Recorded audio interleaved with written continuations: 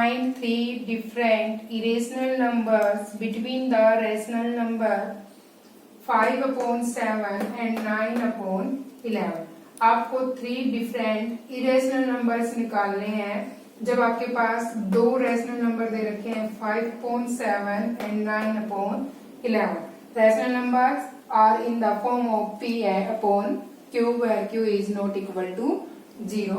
तो इस क्वेश्चन को जब सोल्व करेंगे तो फर्स्ट ऑफ ऑल जैसे 5/7 मैं आपको वैसे रफली निकाल के दिखाती हूँ। 5 को डिवाइड करेंगे हम 7 से तो क्या आएगा हमारे पास 0 जाएगा यहाँ पे। 7 7 जा 49 1 फिर 0 7 1 जा 7 3 यहाँ से फिर लेंगे हम 0 7 4 जा 28 यहाँ फिर 2 फिर ऊपर से लेंगे हम क्या 0 7 2 जा 14 यहाँ आएगा आपके पास 6 फिर लेंगे 0 7 8 जा 56 फिर 4 0 फिर आएगा 7 5 जा 35 फिर आएगा आपके पास 5 यानी कि 5 फिर से रिपीट हो गया है तो यहाँ तक क्या हो जाएगा आपके पास बार लग जाएगा। ऐसे ही हम 9/11 का निकालेंगे तो मैंने आपको 5/7 का निकाल के दिखा दिया है। इसका आपके पास कितना आया है, ये आपके पास आया है 0.71428 और इसके बाद क्या हो जाता है हमारे पास डिजिट है वो रिपीट होने स्टार्ट हो जाते हैं तो इसलिए हम इसको इधर तक ही डिवाइड करेंगे और ये हमारे पास आएगा 20 और इसके ऊपर रिपीटिंग के लिए हम यूज करते हैं बार। ऐसे ही जब हम 9/11 का सेम ऐसे ही डिवाइड करके निकालना आपको निकालेंगे तो आपके पास आएगा ये 0.8181 यानी कि आपके पास बार बार यही रिपीट होगा तो इसको हम लिख सकते हैं 0.81 बार। अब आपको बताने क्या है three different irrational number between them, इन दोनों के बीच के नंबर बताने तो आप यहाँ लिखेंगे थ्री इरेशनल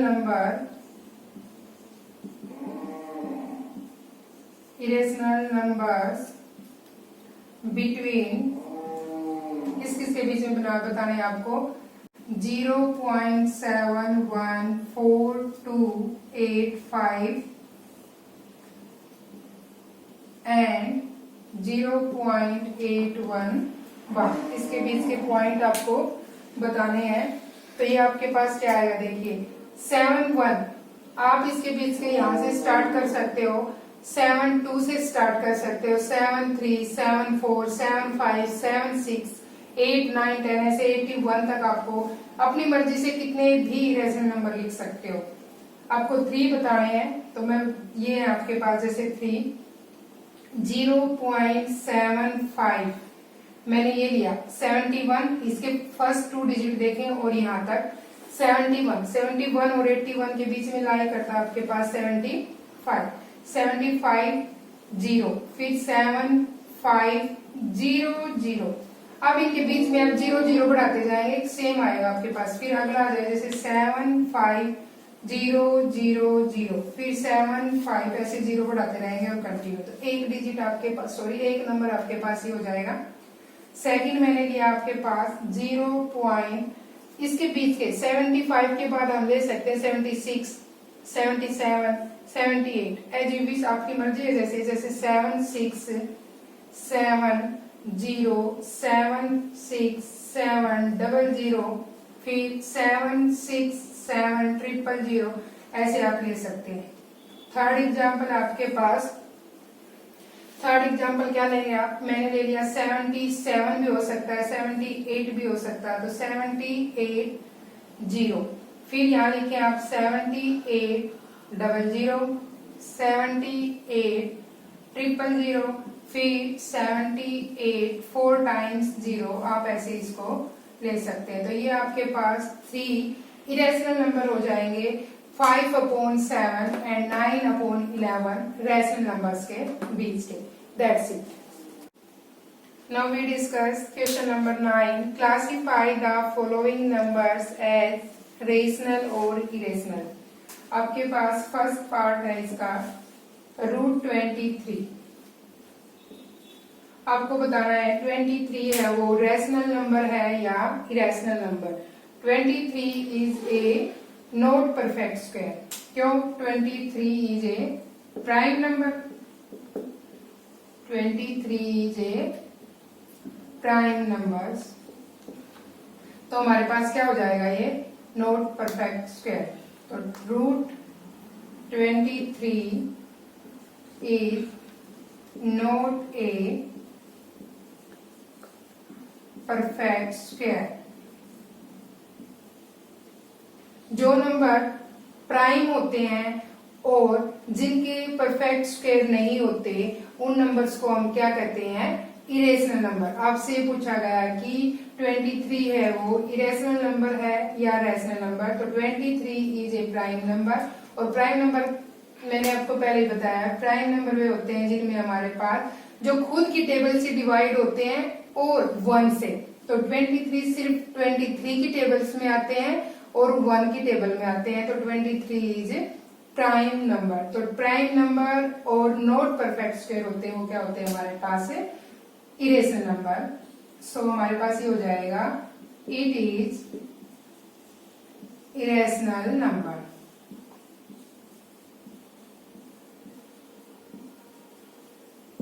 सेकंड पार्ट है हमारे पास इसका. सेकंड पार्ट में आपके पास दे रखा है √225.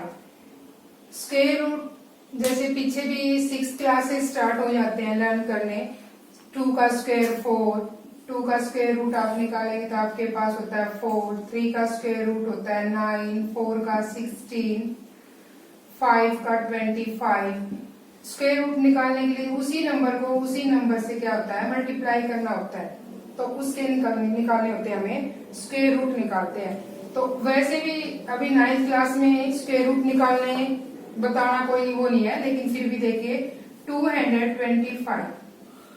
5 से इसको डिवाइड करेंगे. 5 4 जा 20 और फिर 5 5 जा 25. 5 से करेंगे 5 9 जा 5 4 जा 20 और 5 5 जा 5 9 जा 45.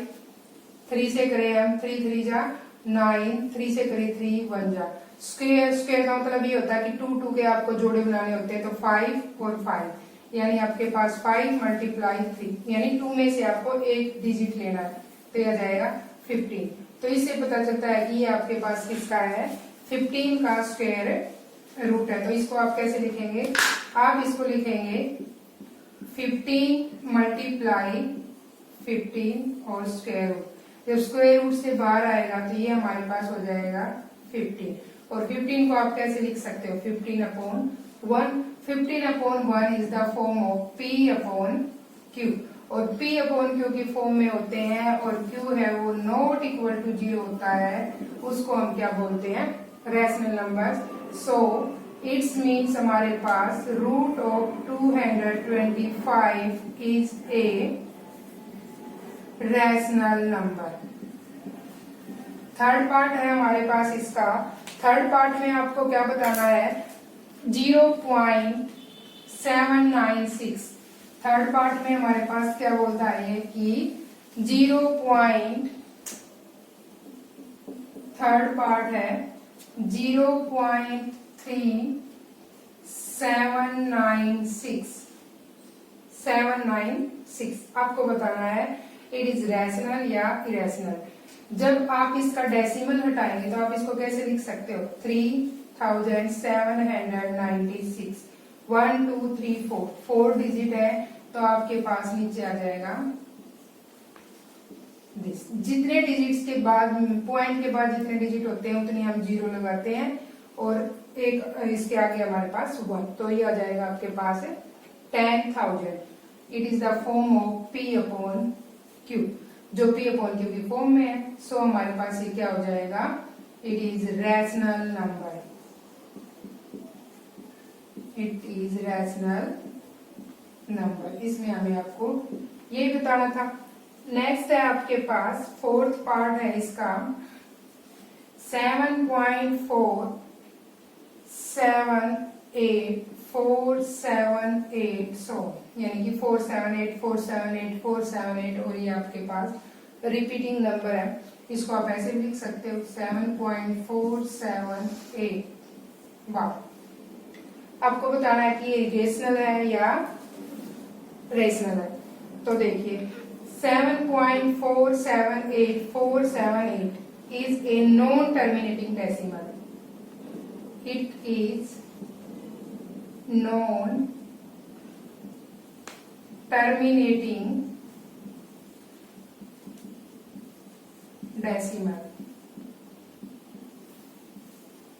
But repeating क्या है हमारे पास है? But repeating decimal जो नॉन टर्मिनेटिंग होते हैं और रिपीटिंग डेसिमल होते हैं वो ऑलवेज कॉल्ड रैशनल नंबर। अगर ये रिपीटिंग नहीं होकर बस ये 478 फिर 478 यहीं पर फिनिश था तो हम इसको नॉन टर्मिनेटिंग टर्म नहीं बोल सकते थे, रैशनल नंबर। लेकिन ये क्या, जब आपके पास नॉन टर्मिनेटिंग टर्म है लेकिन साथ रिपीटिंग डेसिमल भी है तो उसको हम हमेशा क्या बोलते हैं, it is always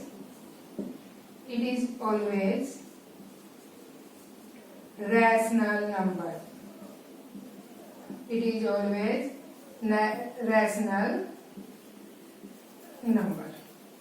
last part है इसका 1.101001001 4 times 01 मीन्स आपके पास यहाँ पे 1 है, दोनों 1 के बीच में जो 0 है वो इंक्रीज ऑर्डर में है। आगे 501 फिर 601 ऐसे होगा, यानी रिपीटिंग डेसिमल की फॉर्म में ये नहीं है।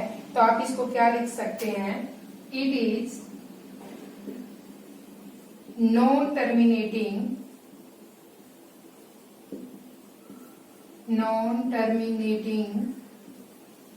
decimal and non-repeating decimal।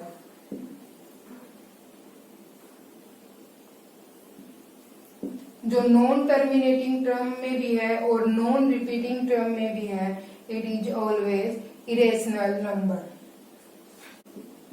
It is irrational number. इसमें हमें ये बताना था कि ये इरेशनल है या रैशनल नंबर। That's it.